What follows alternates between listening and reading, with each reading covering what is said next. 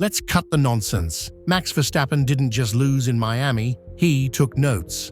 And what did he do with them? He circled Oscar Piastri's name and added a warning label. Because what we saw in Miami, that wasn't just wheel-to-wheel racing, that was payback, delivered with Dutch precision. And Max made one thing very clear after the race. After Saudi Arabia, I think he could expect that, of course. Oh, Max. Subtle as always, the real score. Miami was personal. Let's rewind to lap 14. Piastri launches a move down the outside into turn 1. Verstappen slams the brakes a millisecond too late, runs wide, and Oscar breezes into the lead like he's in a different category. Textbook overtake, but with echoes of Jeddah, where Max pulled the same stunt and got a penalty for it. Miami, Max gave Oscar a taste of his own spice. And yeah, he meant to. This wasn't desperation. It was a message. You made me pay in Saudi. Now it's your turn. Only difference?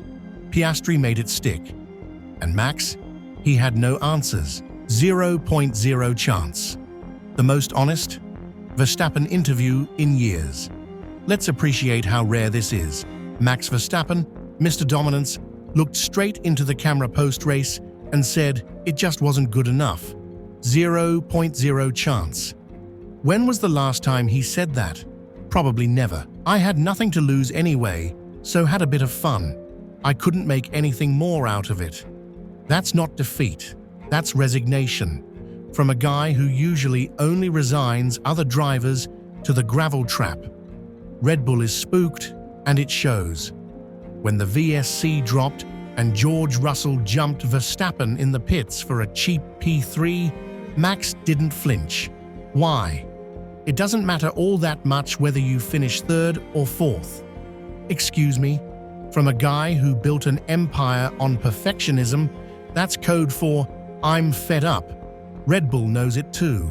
They're now using thermal imaging to spy on McLaren's tires, and the results are freaking them out.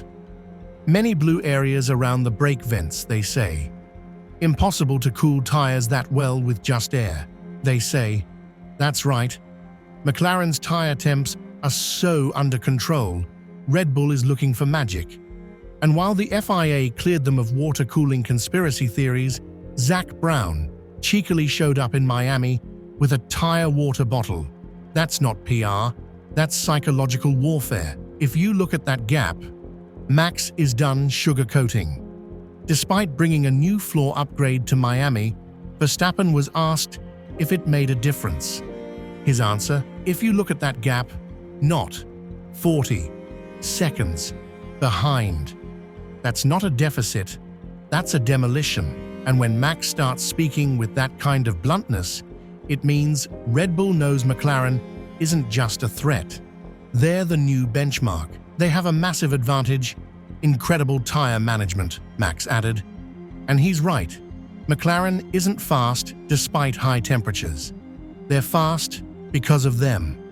Their degradation is so well managed, it flips the grid upside down when the track heats up. Quali weakness, gone. Come Sunday, they launch. Let's not sugarcoat what just happened. McLaren didn't just beat Red Bull, they broke their aura. They've exposed something that hasn't been touched since the hybrid era began, Verstappen's confidence. And Max, he's still swinging, still snarling, but deep down, he knows this isn't a blip, it's a blueprint. So if you're still clinging to the idea that Red Bull's dominance is safe, you're not watching close enough. Like what you just heard? Smash that, like drop your wildest McLaren versus Red Bull prediction in the comments and hit subscribe to Paddock Insider, because we tell it exactly like it is. No corporate nonsense, no watered-down quotes, just the truth, raw, fast, and louder than team radio.